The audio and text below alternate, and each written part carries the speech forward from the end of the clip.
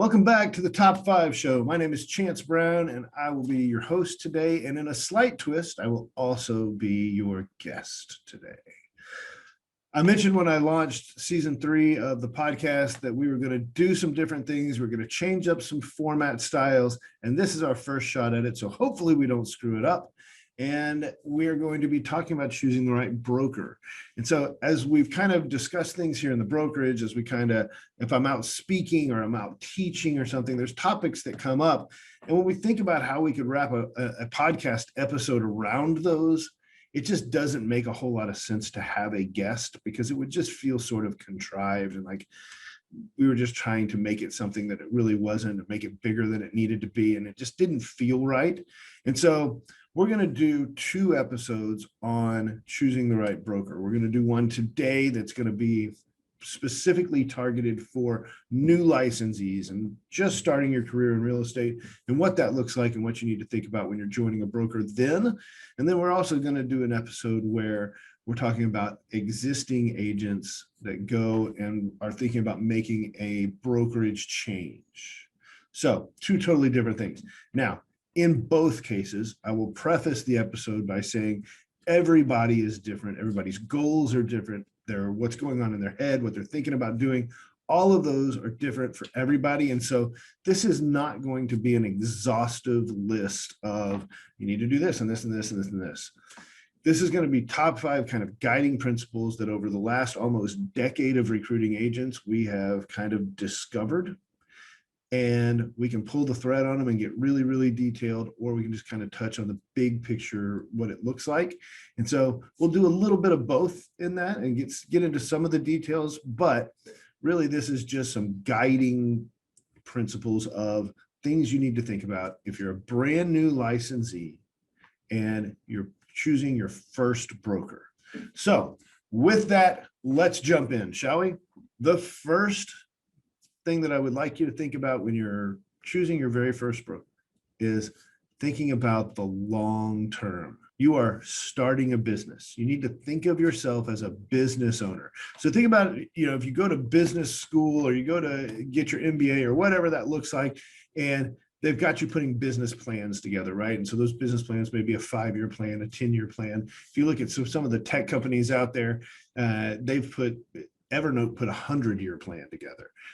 So think about it long term. We have a tendency to get really, really short-sighted with a lot of the people that we see interviewing that are brand new. Now, part of that is obviously because they don't know the difference, right? I get that. There's not much that you can do there because you need to have experienced some things in real estate to really put context to what's going on in your head. Totally understand that. But what I'm talking about is we see a lot of agents who go cheap.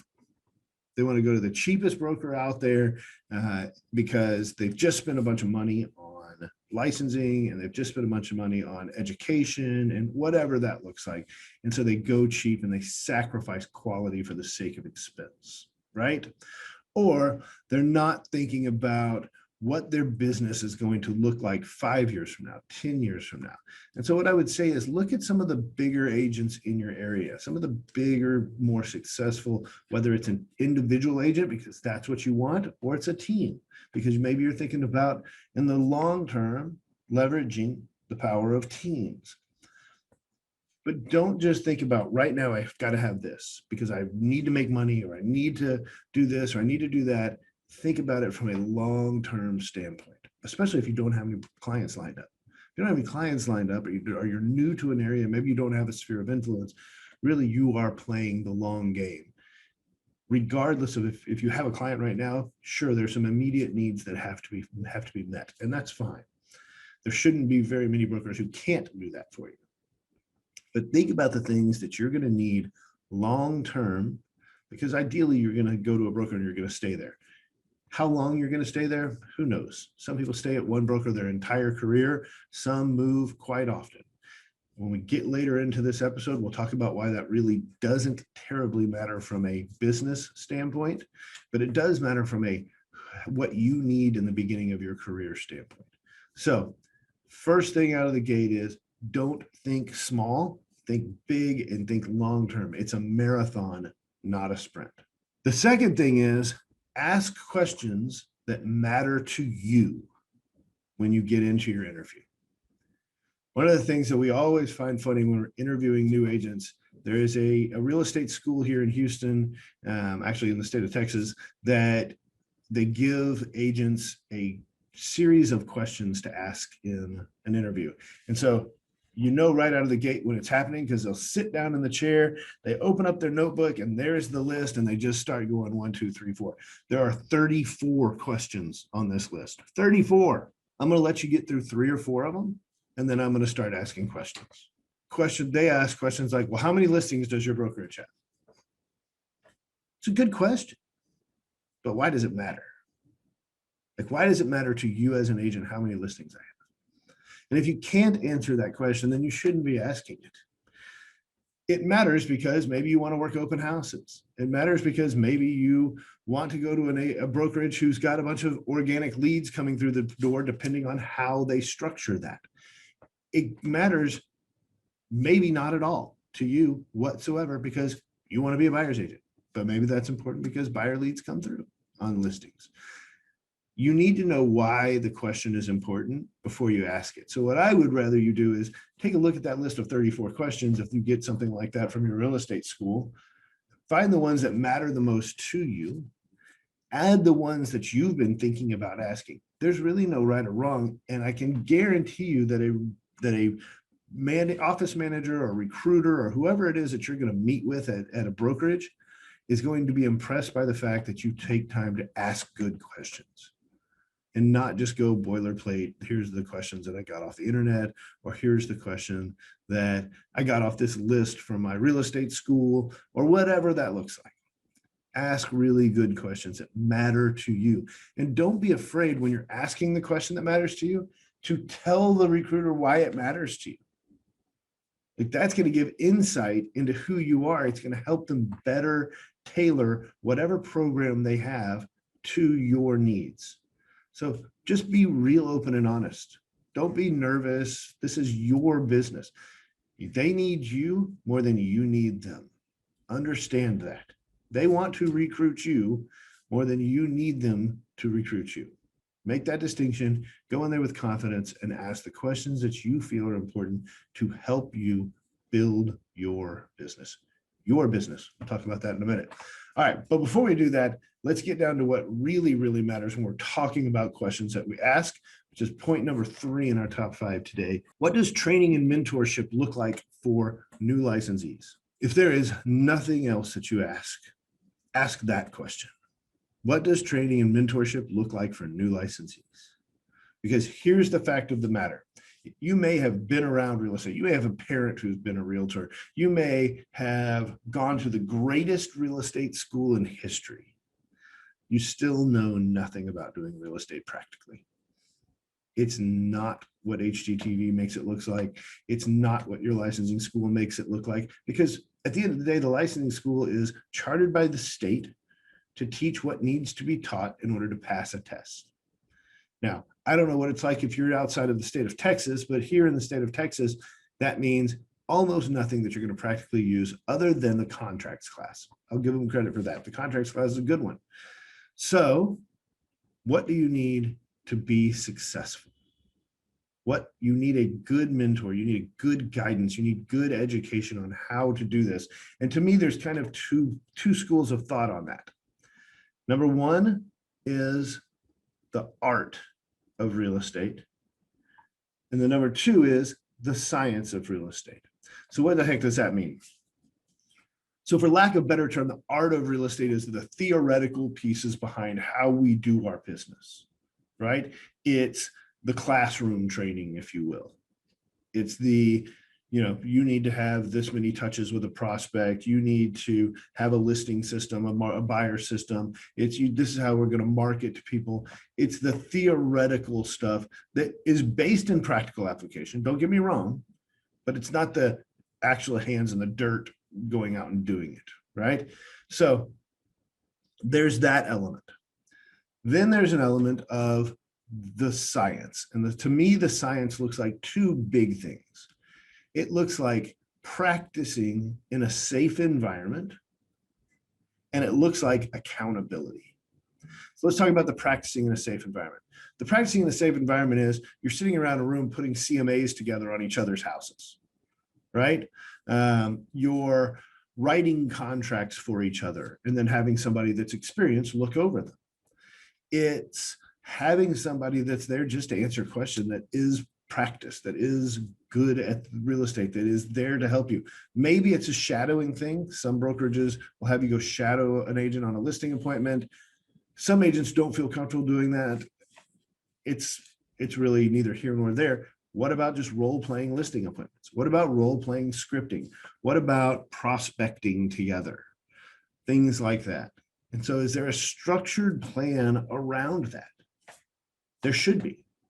There should be a structured plan around that. So you're getting the theory, but then you're actually able to go and you're able to put it into action in a safe place where you fail, but you fail forward, right? You fail and you learn from it and you get better before you actually do it in front of a client. Because the worst thing you want to do is not have support, not have training, not have a mentor, whatever that looks like, and go out and write a contract that ends up getting somebody in trouble, ends up getting somebody sued, whatever that is, right?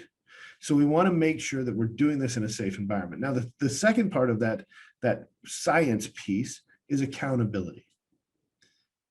To me, that's the most important part.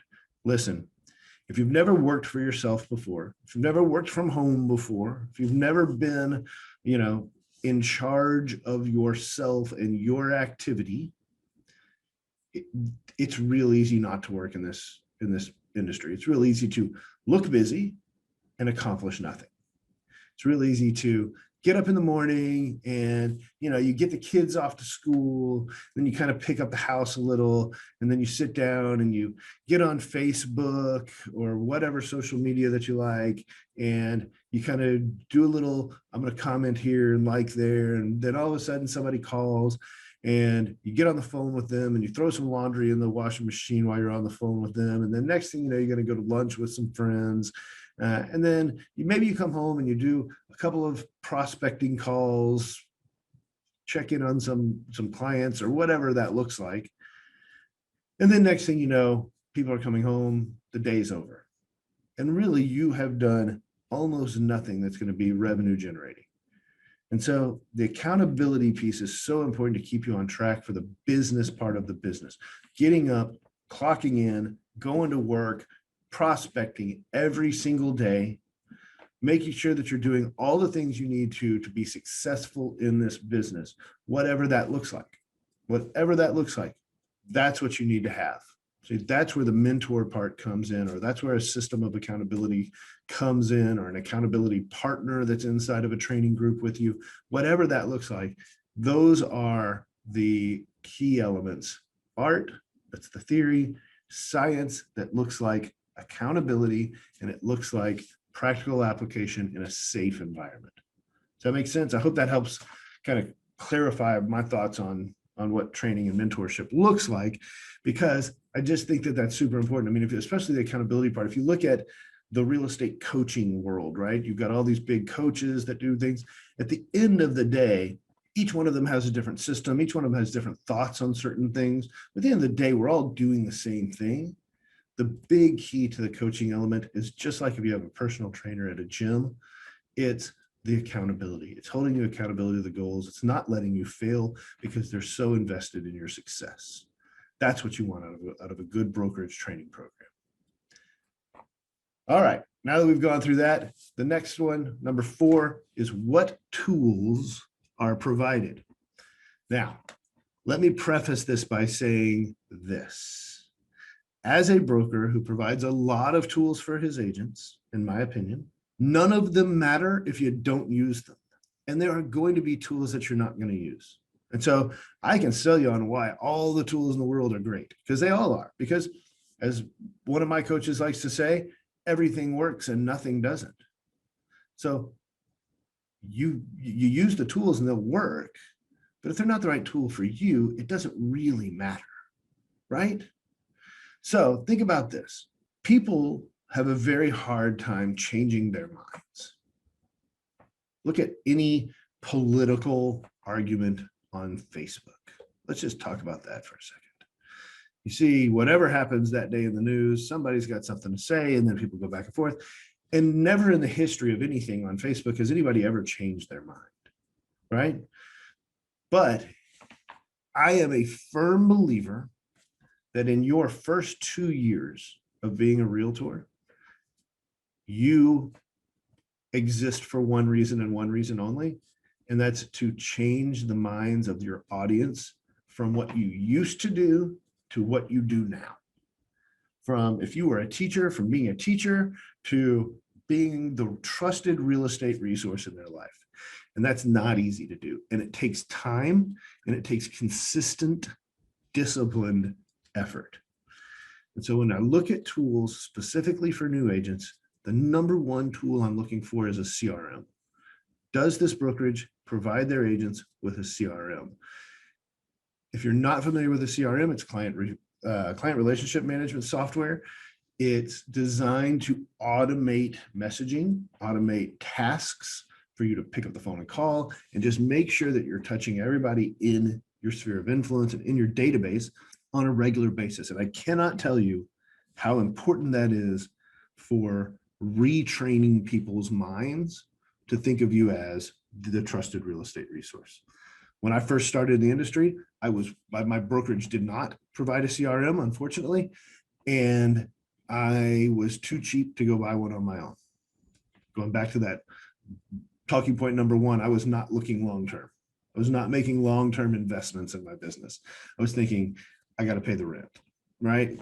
And so it took me probably 18 months to start using a CRM, because I had some conversations with some existing agents that were doing really, really well in the business, and all of them pointed to that. And so I bit the bullet and I dropped my $50 a month on a CRM, and wow, what a difference it made in my business. Like, what an immediate almost difference it made in my business. So there was a study done, if you've ever read the book Ninja Selling, which if you're just starting out of your career in real estate, go read the book Ninja Selling. It's a must read if you ask me. But if you read the book Ninja Selling, they talk about a study that was done in Southern California where a marketing research firm went into a neighborhood in Southern California and they polled everybody, if you were going to sell your home, who would you use as your agent? And overwhelmingly, there was one person who was kind of using that neighborhood and farming that neighborhood and was kind of the dominant agent in that area. They then embarked on a campaign where for 8 weeks, they sent out a piece of mail to every single person in that community. And on that piece of mail, it was, your typical real estate postcard, but it was a fictitious agent working for a fictitious broker. At the end of 8 weeks, they redid their survey of who would you use to sell your home next. And the fictitious agent with the fictitious broker beat the dominant agent who was a real human being. It takes consistent effort, consistent putting your name in front of people on a regular basis to be able to change their hearts and minds. And that's your goal in that first couple of years. So when we talk about tools, to me, the big one is a CRM. The second one, though, is what do they have in the way of marketing tools? Things that are going to help you. And we're going to talk about the number 5 is to help you build your brand. But what marketing tools do they have to build your brand? What are they going to do to help that with that? And for my money, how easy are they to use? How automated are they? Whatever that looks like. So you've got the training and you've got the mentorship, and that's great. And at the same time, you're pushing marketing out to your audience, whatever that audience is made up of. And you're doing it in a way that's every 3 weeks, they're getting some sort of touch from you that's changing their mind from what you used to do to what you do now. So important. Outside of that, for brand new licensees, I don't care what the tools are. Like, you may, and that's perfectly fine. That's perfectly fine. If you think that a client concierge is awesome, hey, I'm down with it. Go. That's great. If you think that having a super fancy website is important, great. Fantastic. As long as you're using it right, that's what matters. Having a fancy website and not doing anything with it means nothing. having a fancy website and pushing people back to it, that's important. That's where the training part comes in, right? But the tools that matter are the ones that are going to help you change people's minds through marketing and through constant reinforcement of your message in a CRM. Last but not least, tying into the tools, tying into the training, tying into the long-term view that we've already talked about, can you build your own brand? Now, I will admittedly tell you that I was mistaken when I first saw how things were going in this way. I was mistaken. I thought back in, 10, 12 years ago now, that in the early 2010s, that when Keller Williams started really pushing agents to brand themselves and brand their teams and get away from sort of the KW brand and make the brand their own, I was like, why would anybody who has spent as much time and done such a good job at brand building go and just say, nah, don't need it anymore, forget it? I thought it was crazy. I was wrong. I was 100% wrong. So what we know through statistics provided by the National Association of Realtors is that very few people, the last survey I saw was 3% of people actually care about your brand, actually care that you work at XYZ company or ABC company. They just don't care, because at the end of the day, they're buying you. This is a relationship business and they are purchasing you and your service. You're the trusted one, not the brand. They don't know who else is at your brand. They don't know who else works with you. They know you, and that's what they're buying. They're trusting you to make their home sell for the most amount of money in the shortest amount of time, or help them find the perfect home for them, or help them invest, or help them find tenants, whatever that is. It's a relationship between you and that principal. So are you allowed to build your own brand? Can you have your own domain? Can you have your own email? Can you brand on signs and brand on marketing pieces that you're setting up your business? And in today's world, with very few exceptions, there are exceptions. But with very few exceptions, every broker should be behind that idea. Every broker should be invested in you building your own brand and them being your partner in business. And that's what you're looking for. At the end of the day, if you're a brand new licensee, you are looking for the best partner to help develop you initially and support you long-term in your business. And look, if you enter that with a short-term mindset, what's going to happen is either you're going to fail because you're going to get what you pay for if you go cheap, or you're going to go hang your license under a friend who doesn't really do anything, but it has a broker's license and doesn't have stuff set up to help you. Whatever that looks like, you're going to fail. You got to look at that long term. You got to tell them what matters to you and ask the questions surrounding that. You've got to look at what their training program looks like, and is it right for you? Is it going to force you to make cold calls and you're not a cold caller, so you don't want to have to do that? Is it going to just be online and you're not disciplined enough to do that? You need to go somewhere. All of those things are okay. You just need to make sure that it's right for you. And you got to make sure that the tools that they're providing you are going to help you build your brand and help you do it in a way that's automated and designed to change people's minds right out of the gate. That first 2 years is so important. And then keeping that long-term look, are you able to build that brand that people are going to recognize and automatically associate with you? So those are the top 5 for new licensees choosing the right broker.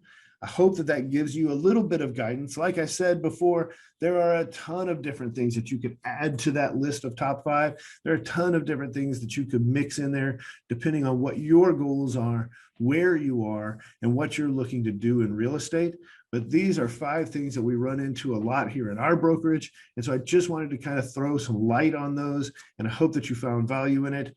This is a topic that's constantly evolving as the market changes, as people change, as technology changes. So this episode may not age well, but I feel like looking at the long term is always going to be there. I feel like asking the right questions is always going to be there. I feel like the need for great training is going to be there. Tools that help you build your brand are going to be there. And then you being the centerpiece of that is always going to be there. So I hope that that helps you out. Good luck in your career.